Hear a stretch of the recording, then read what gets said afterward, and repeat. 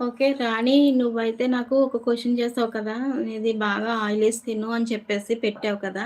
Oily skin అయితే కనుక నువ్వేం చేస్తావంటే పిండి తీసుకో వరిపిండి, బియ్యపు పిండి ఉంటుంది కదా! బియ్యపు పిండి తీసుకొని అందులో కొద్దిగా పాలు కలుపు. పచ్చి పాలే కలపండి. పచ్చి పాలు, హాఫ్ స్పూన్ శనగపిండి కలిపి దాంట్లో ఒక అరటిపండు గుజ్జు ఉంటది కదా! దాన్ని మెత్తగా స్మాష్ చేసి అందులో కలపాలి.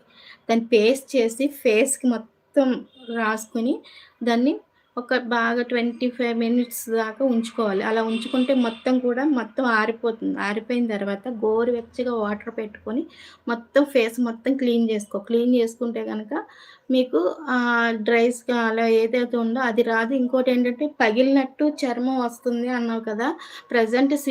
సీజన్ ఏంటంటే శీతాకాలం కదా! ఫేస్ ఖచ్చితంగా పగులుతది. ఫేస్ పగులుతది, లిప్స్ పగులుతాయి.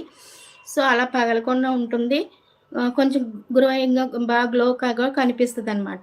సో, అందుకని చెప్పేసి నువ్వు ఆ టైప్‌లోనే చేసుకొని చూడు. ఎందుకంటే కెమికల్స్ వాడావనుకో స్కిన్ మీద ఇంకా ఇదైపోతది. మొత్తం స్కిన్ అంతా ఇదైపోయి డల్ అయిపోతది.